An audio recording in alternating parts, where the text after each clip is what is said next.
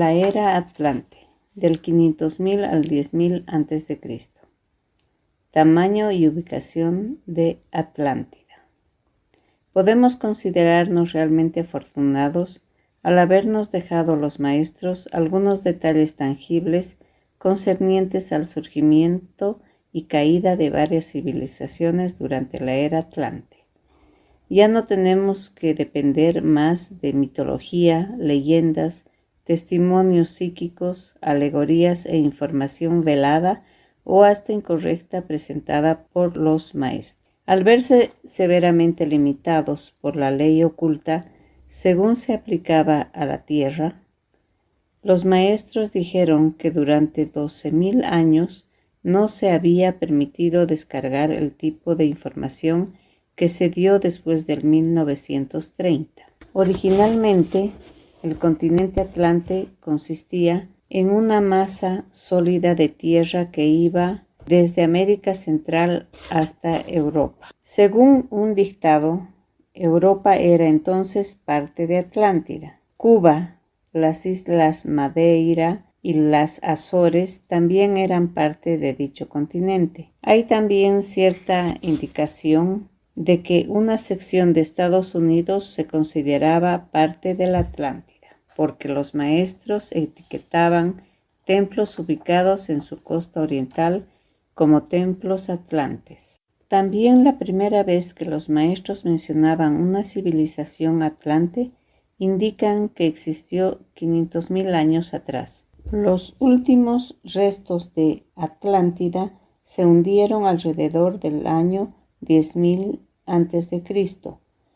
Por tanto, esta publicación considera que la era Atlante tuvo lugar desde 500.000 años antes de Cristo hasta el 10.000 años antes de Cristo. Civilizaciones de la era Atlante. La cultura atlante alcanzó uno de sus apogeos hace 500.000 años. La gente de esa era había alcanzado una gran iluminación, comprensión y unicidad con la presencia de Dios. Conocían el poder de radiación y la importancia de la acción vibratoria que pasaba a través de los cuerpos de los individuos. En aquel tiempo, Long Island, una isla cerca de la ciudad de Nueva York, era considerada Tierra Santa y estaba dedicada por completo al sacerdocio.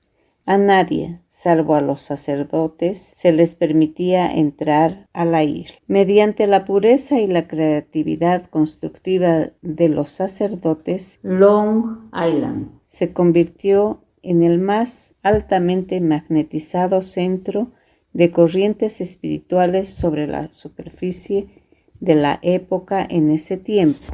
No era recomendable que nadie pisara la isla, porque equivalía a entrar en contacto un cable de alta tensión.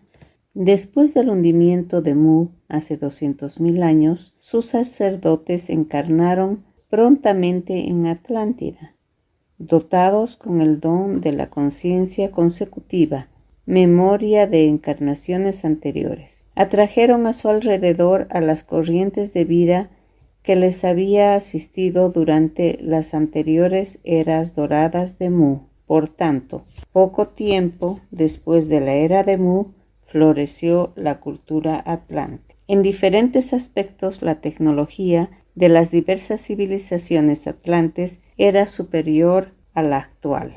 De la atmósfera se extraía energía ilimitada necesaria para la iluminación, calefacción, propulsión de botes, transporte y aeroplanos, recibiéndose y transmitiéndose a través de cajas de potencia que medían 75 por 75 por 100 centímetros. Mediante sus aeroplanos, Atlántida se mantenía en contacto con todo el orbe. El acelerador atómico, una máquina que aceleraba la acción vibratoria de los 4 cuerpos inferiores, se utilizaba como agente sanador y purificador. La tecnología superior, acoplada con una buena comprensión de la ley cósmica, le permitía a la civilización atlante mantener una posición de liderazgo que duró por miles de años, hasta la época del hundimiento de su último vestigio, la isla de Poseidonis. Durante su apogeo, Atlántida era considerada como un imperio a nivel mundial. Los maestros citaron las del Sahara, Gobi y Texas como civilizaciones superiores, las cuales llegaron a su apogeo aproximadamente hace 70.000 años, y las cuales serán consideradas en detalle en otro capítulo de este libro. Aproximadamente 28.000 años atrás, algunas civilizaciones deben haber alcanzado sus respectivos clímax, porque los maestros afirmaron que en ese entonces habían grupos de individuos cuyo esplendor natural lo iluminaba todo, doquiera que iban. También afirmaron que ese logro está al alcance de los estudiantes hoy.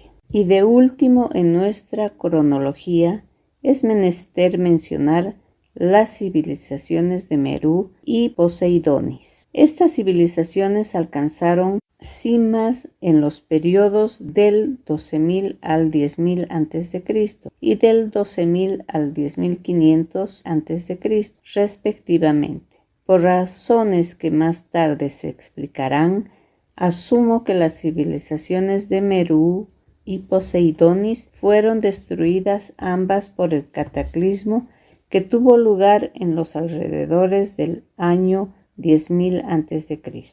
Templos atlantes. Los templos atlantes eran puntos focales para los peregrinos que acudían desde los 4 puntos cardinales del orbe, incluyendo a los distintos continentes. A todos se les alojaba cómodamente. Algunos de los sacerdotes habían logrado la habilidad de levitar. Así estaban en capacidad de asistir a las convenciones en ciertos templos principales, levitando desde y hacia sus hogares.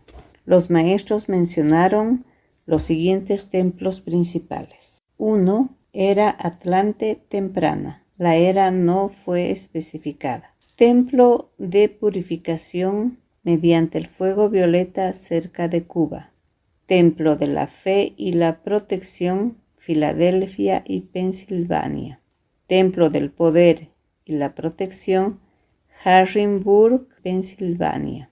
Templo del Confort del Espíritu Santo, Long Island, Nueva York. Templo del Amor Divino, New Bedford y Massachusetts. Templo de la Verdad Crística Cósmica, Medio Oeste, Estados Unidos. Denver. Palas Atenea era suma sacerdotisa en este templo. Templo de Jade, Chicago, Illinois. 2. Era Atlante posterior. La era no fue especificada. Templos del Sol, ciudad de Nueva York. Habían allí 12 templos alrededor de un templo central, el cual contenía la llama de la libertad. Templo de los 7 Elohim, San Francisco, California, destruido más adelante por un mago negro. Templo de Los Ángeles, California. Templo del Arcángel Samuel, montañas Blue Ridge y Virginia. Templo del Sagrado Corazón, no fue dada su ubicación. Lady Nada, quien hiciera su ascensión hace 2.700 años, sirvió en el Templo del Amor Divino cerca de New Bedford, Massachusetts. Allí, el trabajo de sanación se realizaba dirigiendo rayos de luz. Esto incluía el envío de rayos tanto a los pacientes que estaban en el templo como a otros que no estaban presentes, llamado tratamiento de curación a distancia. Templo del Arcángel Zadkiel. Durante un periodo temprano de la era Atlante, seres divinos, arcángeles y ángeles caminaban y conversaban con el hombre. Esto se hacía para la elevación espiritual de los pueblos, tal como era antes de la caída del hombre, demostrando que rasgar el velo es una posibilidad siempre presente. Entre los miembros de la Orden Blanca del Sacerdocio, la Gran Hermandad Blanca, Había sacerdotes y sacerdotisas de la orden de Zadkiel que servían en el templo de purificación mediante el fuego violeta. El templo de la purificación tenía un diseño circular y a su alrededor habían 7 templos menores. Los templos estaban situados adyacentes a la Cuba actual, que en aquel entonces era parte del continente de Atlántida. Desde la cúpula dorada de cada templo surgía una llama violeta visible y viviente que podía verse en un radio de 1600 kilómetros. Saint Germain, en aquel entonces todavía no ascendido, servía como uno de los sacerdotes del templo central. La orden del arcángel Zadkiel era el centro corazón del mantenimiento del plan de Dios para la tierra. La actividad del séptimo rayo se desarrollaba naturalmente mediante la instrucción y el entrenamiento de corrientes de vida en el poder de invocación, decretos, y en sostener la atención sobre Dios. La presencia yo soy universal, mediante el poder de esta atención sostenida, se magnetizaba la misericordia de Dios hasta que se convertía en una tremenda fuerza para bien.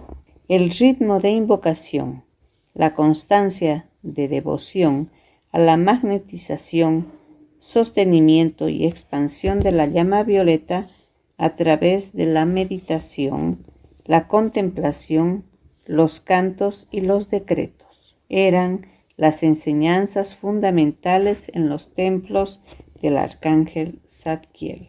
Los demás sacerdotes de la Orden Blanca estaban plenamente conscientes de este foco y a menudo venían ellos mismos a bañarse en la esencia purificadora de su llama. También enviaban sus chelas al templo del señor Zadkiel, a fin de que la efluvia de la discordia que estaba creciendo sobre Atlántida pudiera ser extraída de sus conciencias. Estos estudiantes partían del templo purificados y revitalizados, ansiosos y dispuestos a servir en sus propios templos para preservar la voluntad divina y el reinado de la virtud en la tierra.